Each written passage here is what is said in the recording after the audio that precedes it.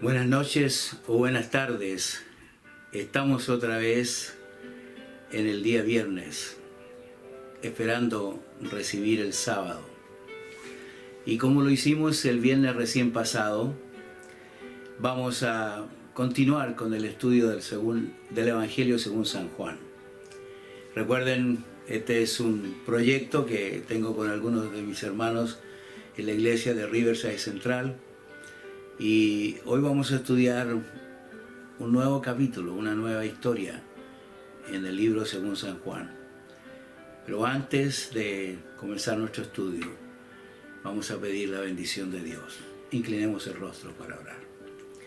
Amado Padre, nos regocijamos en el hecho de que tu palabra es el alimento para nuestra alma y es el camino hacia la vida.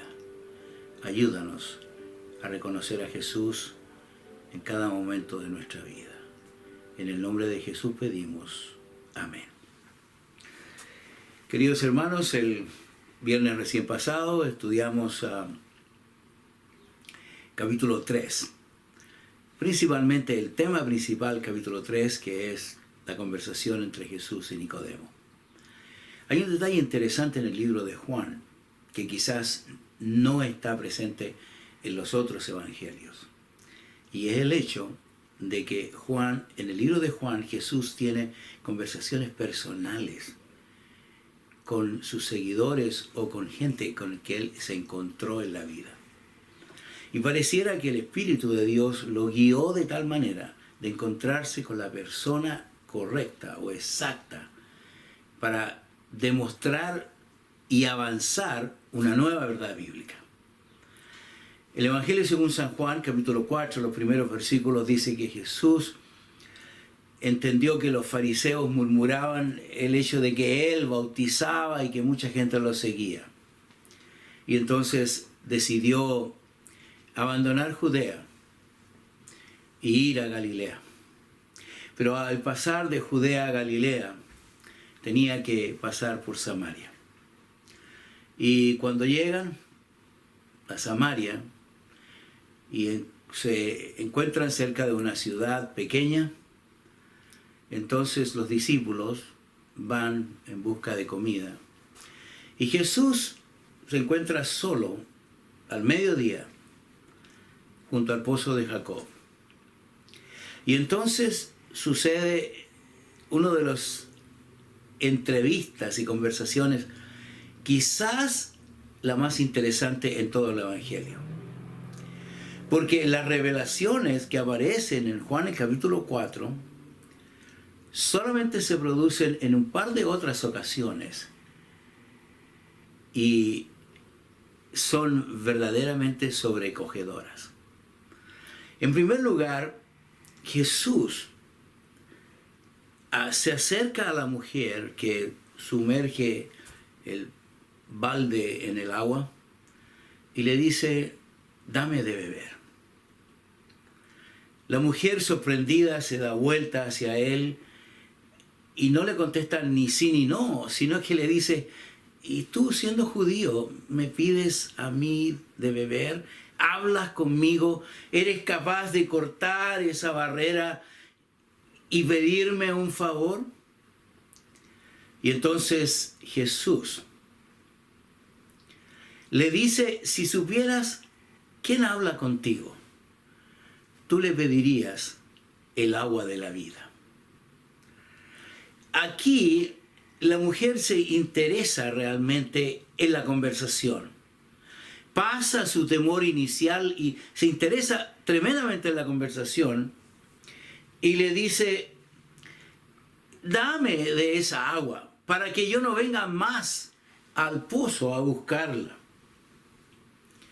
Y entonces Jesús le contesta muy interesante, dice que el que beba de esa agua que yo le daré no tendrá sed jamás, sino que el agua que yo le daré se convertirá dentro de él en una fuente de agua viva.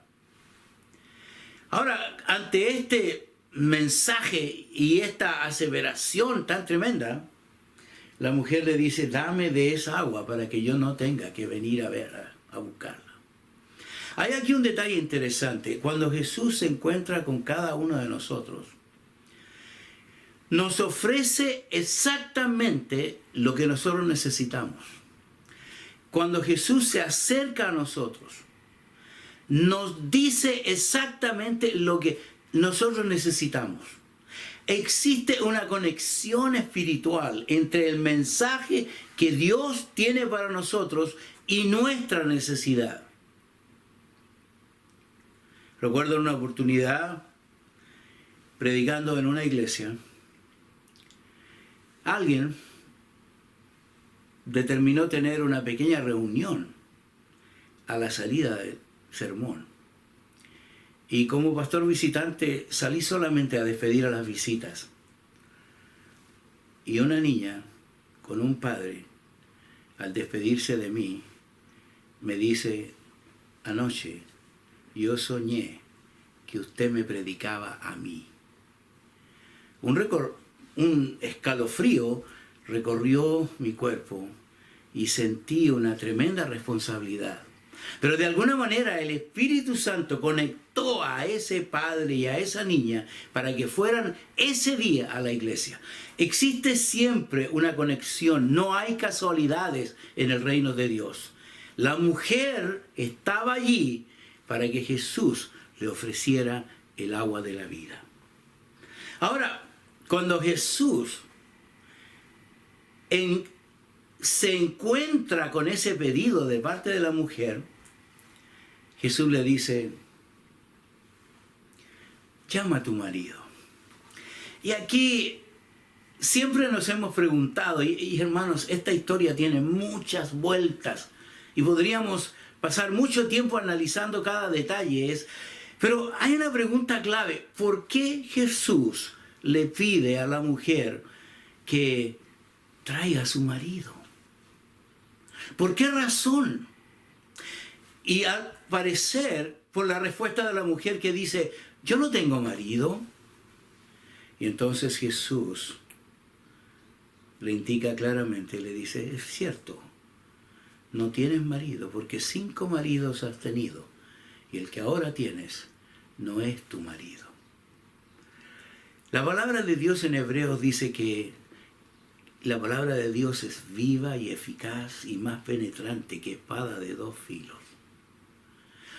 La ventaja del Señor Jesús a través de su palabra es que puede penetrar hasta los pensamientos más profundos de nuestro corazón y de nuestra realidad. Para llegar a aceptar a Jesús, debemos reconocer nuestra real condición. Por eso es que Jesús como que desnuda la vida de la mujer y le dice, es cierto, no tienes marido.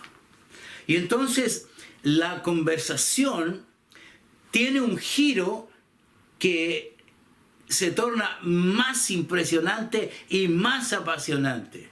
Y entonces la mujer perpleja le pregunta, Señor, paréceme que tú eres profeta.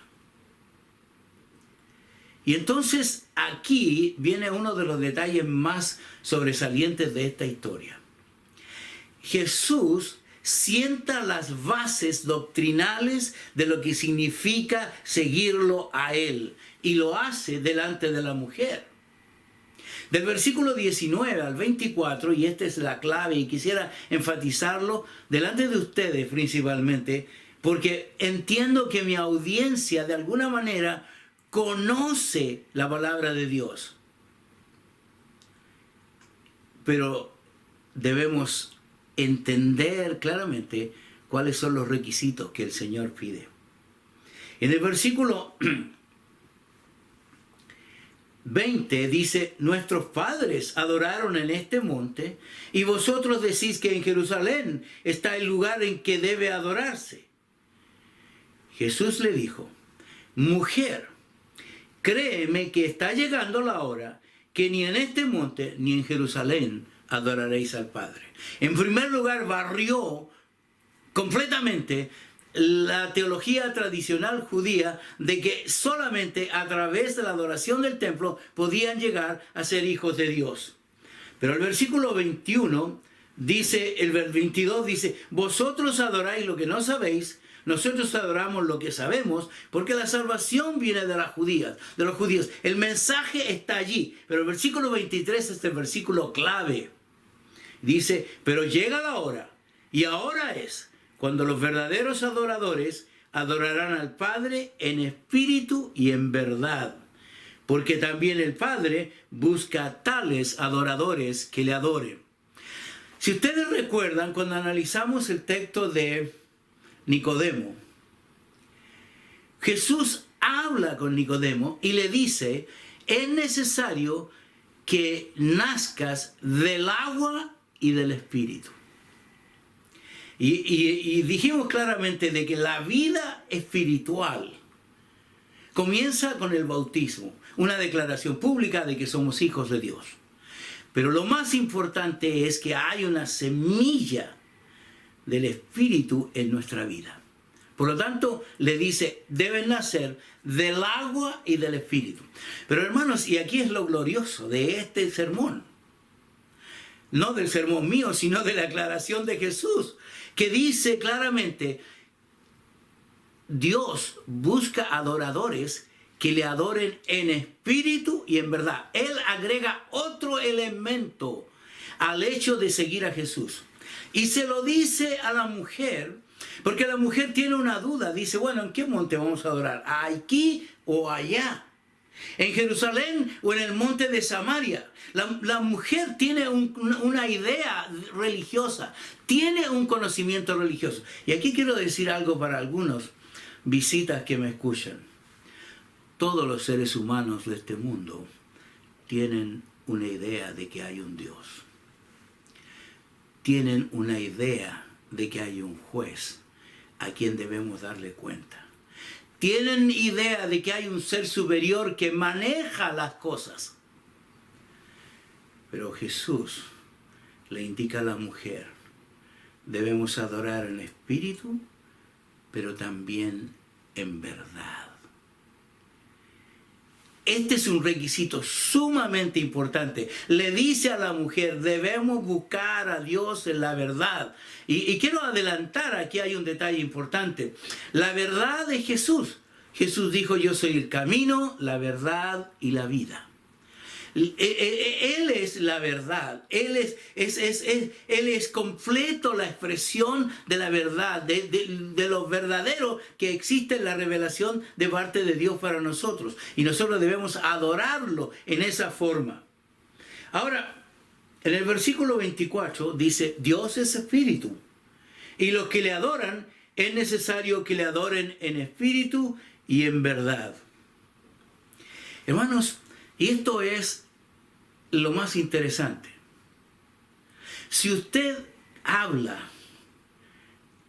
discute, interviene con gente de diferentes denominaciones, todos tienen bailando en la mente, en el ambiente, la idea de que Jesús vuelve pronto.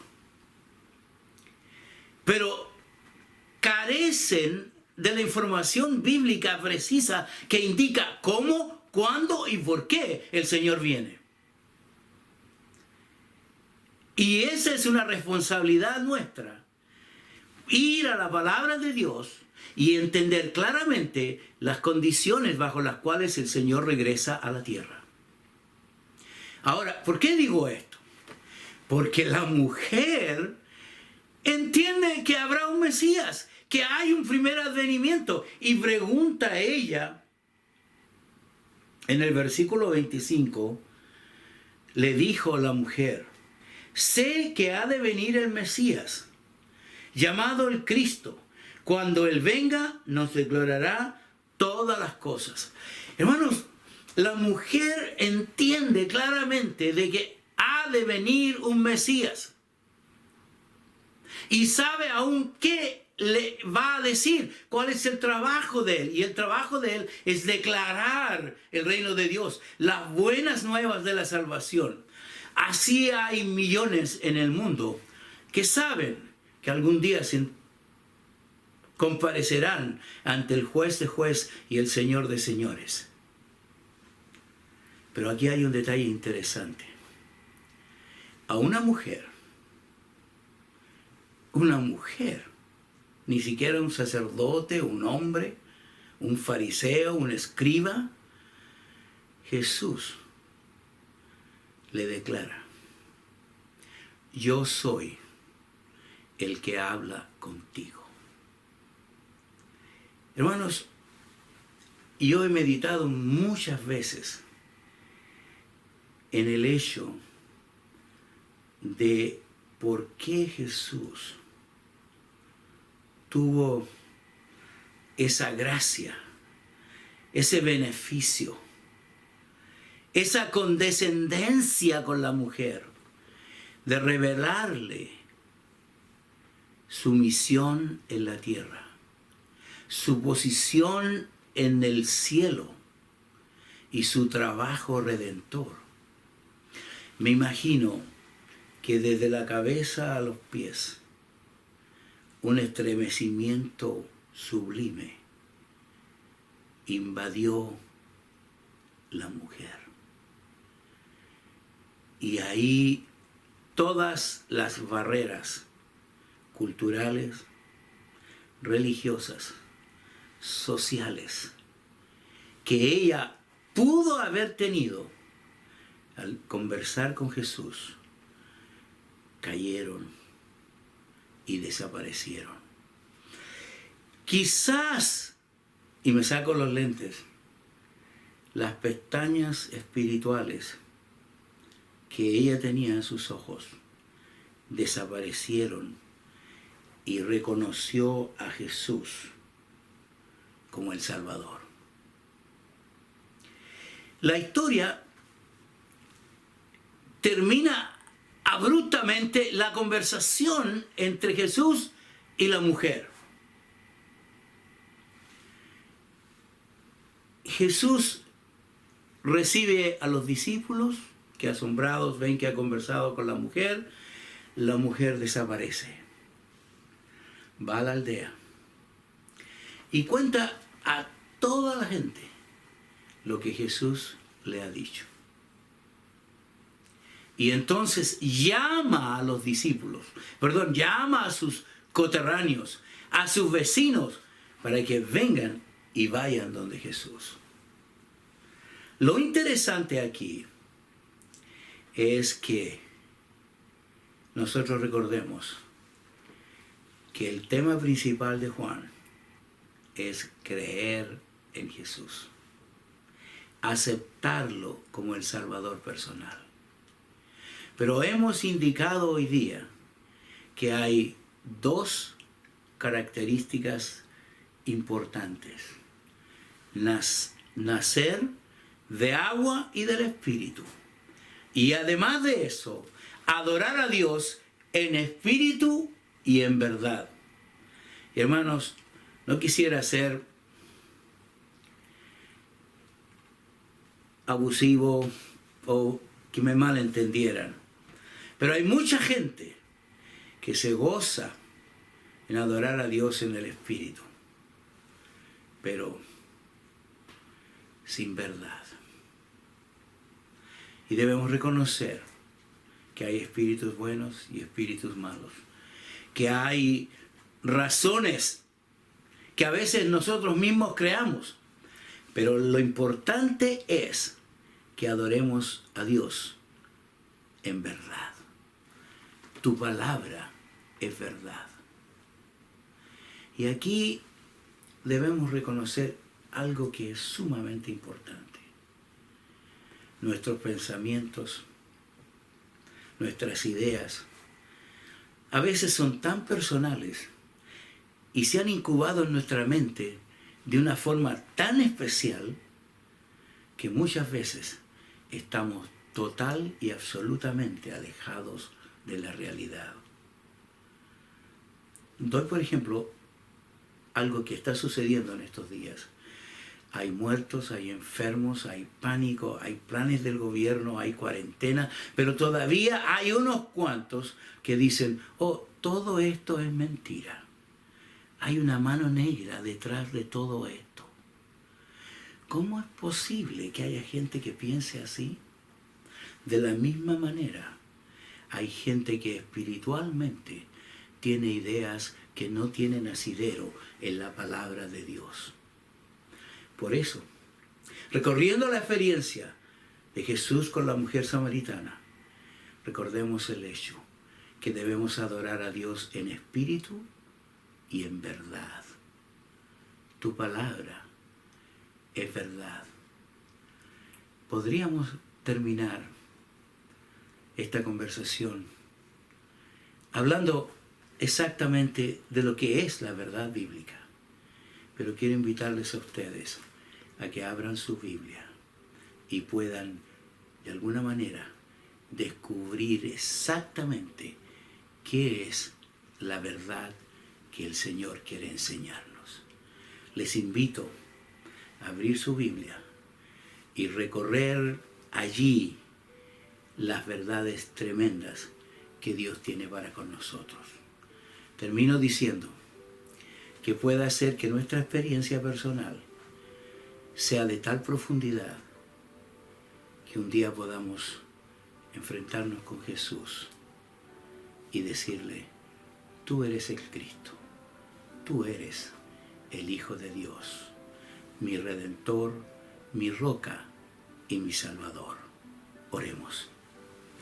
Amado Padre, gracias te damos por la maravillosa lección de entender que Jesús se revela a una mujer común y simple. Se revela a una mujer con un pasado quizás dudoso, pero ella de todo corazón cree en Él y lo acepta como su Salvador. Ayúdanos a aceptar a Jesús como nuestro Salvador. En su nombre oramos. Amén.